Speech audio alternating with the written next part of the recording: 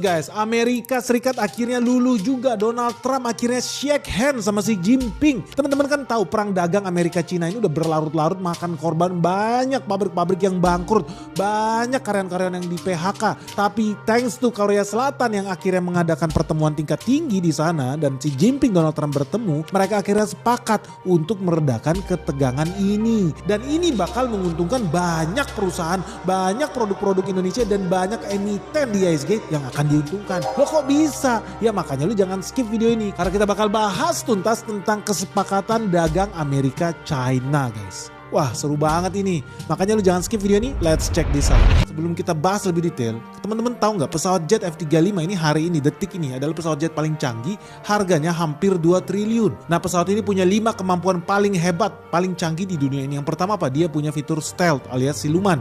Dia bisa terbang tanpa terdeteksi radar musuh. Yang kedua, dia sudah punya sensor fusion sama AI assistance. Jadi pesawat jet ini sudah ada artificial intelligence-nya, guys. Jadi pilot nggak perlu lagi ribet cari target, cari musuh. Mereka udah punya kamera inframerah, udah punya radar. Mereka udah punya begitu banyak sensor untuk memberikan data ke pilot dalam tempo secepat-cepatnya. Nah yang ketiga ya, begitu canggihnya pesawat seharga 2 triliun ini, helmnya aja harganya hampir 7 miliar guys. Kenapa? Karena di sana ada DHS, Distributed Aperture System. Jadi sini ada kamera 360, lu bayangin kalau pakai helm secanggih itu, helm pesawat jet F-35, lu lihat ke bawah harusnya kan lihat kaki lu bisa lihat badan lu harusnya lihat lantai pesawat lu, tapi tidak. Di F-35, visornya itu begitu canggih, helmnya begitu canggih, lu bisa melihat tembus badan pesawat.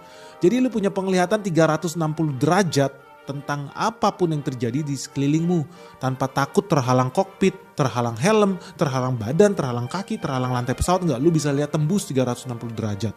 Canggih banget nih helmnya. Nah yang keempat, pesawat ini pesawat multi role guys. Mereka bisa berperan sebagai pesawat air-to-air fighter jet. Jadi mereka bisa dipakai untuk perang saling bunuh ya sesama pesawat jet. Tapi dia juga bisa dipakai untuk serangan ngebom guys. Jadi target-target darat yang harus dibom, walaupun dia bukan pesawat pembom, tapi pesawat F-35 ini bisa berperan sebagai pesawat pembom juga. Yang ketiga, dia juga bisa berperan sebagai pesawat pengintai elektronik. Jadi punya kemampuan radar yang begitu canggih. Jadi sering dipakai nih, bahkan Israel beberapa kali ngebom musuh-musuhnya di Timur Tengah. Ya pakai pesawat F-35 ini, bomnya dari jarak jauh, diintai dari jarak jauh, bisa keluar masuk negara apapun di dunia ini tanpa ketahuan radar. Wih, hebat banget ya. Dan yang terakhir yang paling canggih adalah jaringan tempurnya. Dia punya network centric warfare.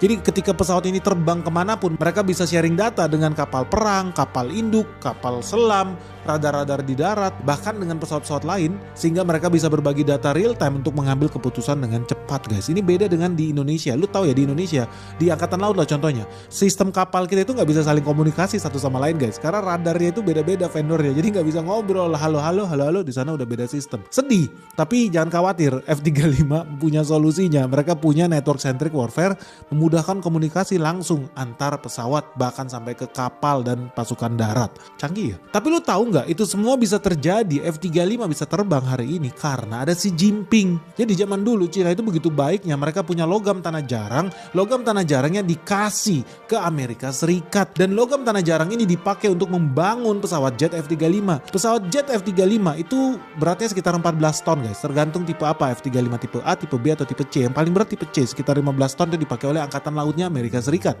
Nah, kita rata-ratakan aja di 14 ton. Itu adalah pesawat jet F-35 yang dipakai oleh marinirnya Amerika. Nah, lu tahu dari 14 ton pesawat jet F-35 seharga 2 triliun itu, ternyata hampir 500 kilogram komponennya terbuat dari logam tanah jarang yang didapat dari China. Dan hari-hari ini banyak produsen militer Amerika Serikat yang kelimpungan karena China kemarin kan sempat memblokade ekspor logam tanah jarang dia atau rare earth minerals. Dan akibatnya Lockheed Martin, pabrikan pesawat jet F-35 ini ya kelimpungan guys. Bahkan mereka sempat menutup beberapa hanggar pesawatnya, pabrikannya dia sempat ditutup sementara karena nggak bisa lagi produksi. Orang mereka nyawanya ada di China buat dapetin logam tanah jarang. Ya apes buat China juga sih, mereka punya mineral begitu berharga tapi nggak bisa bikin pesawat jet secanggih Amerika. Tapi ada good news guys, karena akhirnya Donald Trump itu melunak. Dia kemarin ketemu sama Xi Jinping dan mereka shake hand. Ini sebetulnya sebuah peristiwa yang bersejarah di Korea Selatan. Karena akhirnya Xi Jinping sama Trump, presiden Cina sama presiden Amerika Serikat sepakat untuk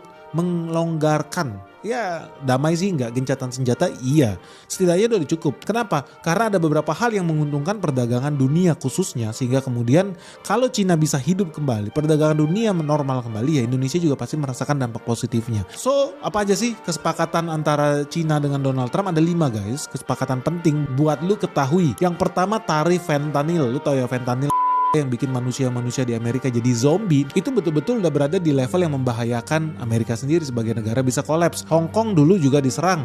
Mereka diserang sama Inggris waktu perang opium, sehingga di pinggir-pinggir jalan banyak orang teler, orang mabok, orang candu. Indonesia juga sempat guys, sekitar 30 tahun lalu kita diserbu sama dari luar. Nah sekarang yang lagi diserang itu Amerika Serikat.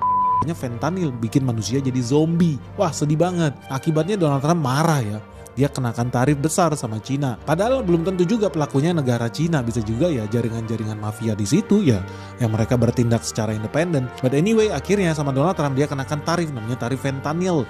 Pajak buat barang-barang yang berhubungan dengan produksi fentanyl itu naik sampai 20%. Contohnya apa? Prekursor, jarum suntik, bahan-bahan kimia, alat-alat kimia, itu semua tarifnya naik tinggi. Dan ini banyak dikomplain sama perusahaan Cina. Ini kan juga dipakai bukan cuma buat produksi fentanyl, tapi juga dipakai buat pengobatan di Amerika, buat rumah sakit di Amerika. Tapi ya bodo amat kata Donald Trump, gua kasih aja tarif 20%. Tapi gara-gara check hand kemarin, akhirnya tarif fentanyl itu berkurang dari 20% ke 10%. Dan ini good news buat saham-saham pharmaceutical. Jadi perusahaan-perusahaan farmasi banyak yang kesenangan dengan deal ini. Kenapa dia turunin itu? Ya karena Cina akhirnya udah sepakat juga bakal menekan, bahkan menghancurkan para pedagang lintas negara yang punya pabrik-pabrik di China. Jadi Cina udah sepakat sama Donald Trump, dia bakal memberantas, dia bakal grebek guys, dia bakal bikin sidak kayak Purbaya. Dia terinspirasi dari Purbaya, pelabuhan-pelabuhan di Cina bakal disidak sama Xi Jinping supaya mengurangi distribusi fentanyl dari Cina ke Amerika Serikat. Nah yang kedua apa? Tarif impor barang-barang made in China ke Amerika Serikat turun dari 57% ke 47%. Jadi ada diskon 10%. Makanya tadi gue bilang berdamai sih enggak mereka. Tapi sedikit gencatan senjata iya.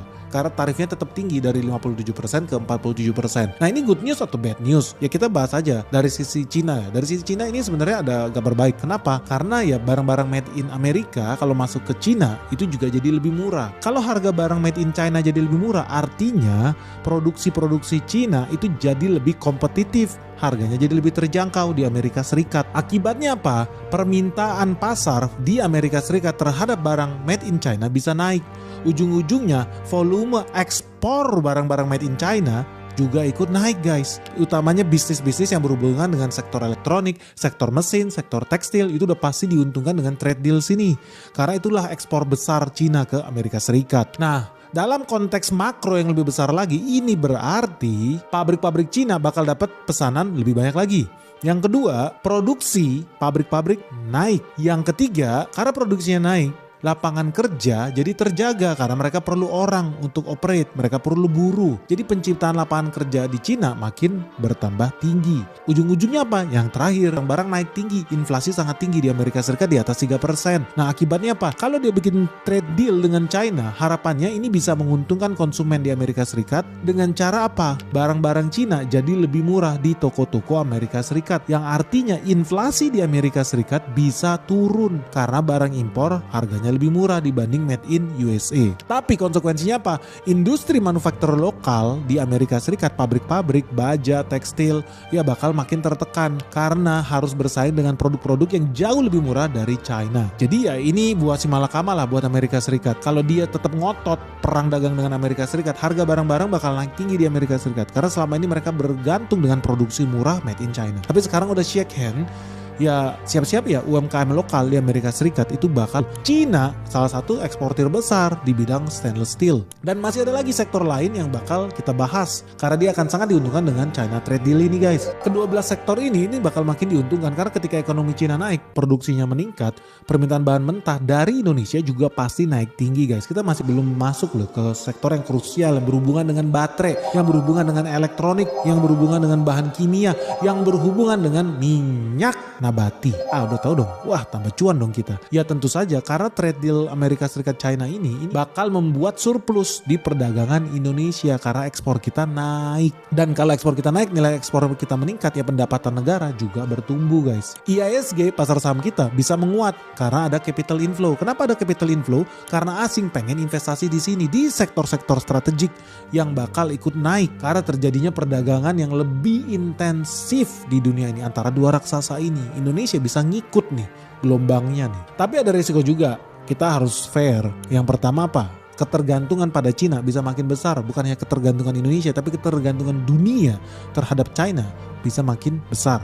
Yang kedua, bikin persaingan dagang bakal ketat lagi nih, khususnya yang produk-produk Indonesia yang juga masuk ke Amerika Serikat yang compete sama produk Cina, itu bakal makin keras nih, pertarungannya makin kompetitif. Yang ketiga, kalau hubungan Cina sama Amerika Serikat makin mesra, makin baik, which is menurut gua unlikely to happen in the near future, tapi ini salah satu resiko yang lo harus pertimbangkan kalau lo targetnya jangka panjang, ya bisa jadi hubungan Amerika Serikat Cina semakin baik, semakin mesra, ini membuat perusahaan global makin males buat pindah ke Indonesia. Mungkin mereka menunda atau melambat buat buka pabrik di Indonesia. Mendingan buka di Cina deh, orang udah best friend sekarang. Tapi menurut gue itu gak bakal kejadian lah dalam waktu singkat ini. Menurut lu gimana guys? Indonesia bisa gak ya memanfaatkan momentum bagus ini untuk memperkuat industri hilirisasi kita? Dan bisa gak kita memanfaatkan peluang ini untuk menarik pabrik-pabrik global, pabrik-pabrik dunia untuk relokasi pabriknya dari Cina ke Indonesia?